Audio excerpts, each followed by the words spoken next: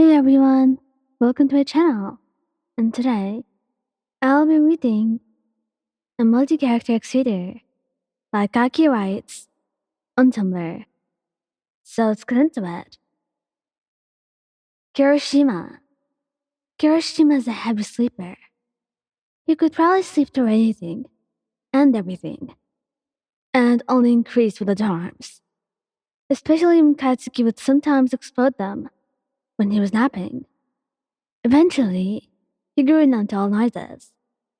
And even though he was annoyed about it, his body was surely happy about it, getting all hours of sleep without disturbance. But he didn't want to take any chances. And once his breathing began to even out, he would slowly get out of bed, and you would close the bedroom door behind you and let all your sorrows out in the living room, far from where he was. You didn't want to bother him or wake him up or anything. And as much as you trusted Kirishima, you didn't have the heart to wake him up when you got like this. He didn't have to put up with you when you were like that. He's the hero. A good one at that. Not to mention, he needs his sleep so you could wake up and save people the next day. And how are you to take that away from him? Unfortunately for you, Kirishima had a violent sixth sense. It's like he just knows when something's going on with you. So he's woken up in the middle of the night to find that your side of the bed was cold. And that was when he knew something was wrong. Because when he checked the clock at his bedside, it was still 2 in the morning. He was getting more worried now. So he tiptoed out of the bed, just in case an intruder was waiting for him. It was highly unlikely, but whatever. Better safe than sorry, you know? But he saw next though made him stop in his tracks. You were on the couch, with tears streaming down your cheeks, your hand covering your mouth, as you desperately tried to keep yourself zen. And it broke his heart. It really did. What happened was the first question on his mind. But it didn't matter, because you were crying, and comforting you came first. So Eijiro approached you from behind. He wrapped his arms around you. He nuzzled his face into the crook of your neck, hoping the scent would calm you down, even just a little bit. Baby, you know you could have woken me up if you needed a shoulder to cry on. He said with a frown. If there was one thing Kirishima hated, it was when he had to watch you suffer alone. He felt helpless, like he wasn't able to do anything to help you. I didn't want to bother you. You have work and all, and work isn't important. He scolded, squeezing you tightly against him. You're more important to me than anything. I'm my boyfriend first, and you're second. His words began to sink in, as tears continued to stream down your face. Kirishima took this as an opportunity to go around the couch and pick you up and bring you back to bed. Let's go, baby. It looks like you need an extra dose of cuddles and kisses. He didn't sleep until he was sure that you were peacefully asleep in his arms. Your assurance that you were okay could power him through any day, even with just 2 hours of sleep. Bakugou Katsuki.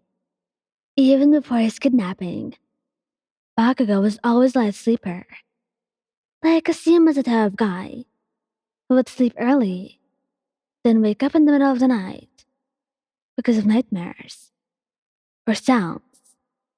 Katsuki rarely gets nightmares anymore, since you began to sleep in the same room together. But he doesn't tell you that. He started to stare as soon as he felt your figure slip out of the bed, and as much as he wants to scold you for waking him up in the middle of the night, at 3 in the morning, he decided to just observe you. Maybe you were just going to the bathroom or something. He wouldn't scold you for that. But, oh boy, was he wrong. When he saw you close the door behind you, he just had that gut feeling that you were hiding something, which you hardly ever did, because the two of you were so close to each other, and you trusted him with everything. See, you knew how easily Katsuki can get woken up, and you knew just how much he hated the sleep to be interrupted. He didn't want to wake him up over something you could deal with yourself. But Katsuki begged to differ. He really just does not give a damn. If his sleep gets interrupted by you, he wants to be there for you. He's supposed to be your hero, protecting you from your ill thoughts. Is one thing he's supposed to be responsible for. He waited in bed for a few minutes, just in case you came back to bed, before he got up and followed you. And as soon as he opened the door, he immediately felt a wave of anger and frustration wash over him. Not at you, of course. Never at you. But he was mad at himself for not seeing it sooner, for not noticing what was wrong. He observed you as you sobbed on the couch, a cushion covering your face to muffle your sobs. Katsuki sighed to himself, walking over to the couch and kneeling in front of you.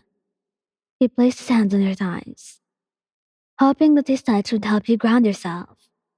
You could have woken me up, dumbass, he grumbled, rubbing his thumbs over your thighs to soothe you. But you have work. I know you'll get mad if I woke you up. That's bullshit. And you know it. He cut you off angrily, only for him to clear his throat in embarrassment. Raising his voice isn't what you need right now. I don't care if you have to wake me up. I can't stand to know that you're out here, hurting by yourself. So wake me up next time, alright? He mumbled with a light blush on his cheeks. He rarely gets honest with you.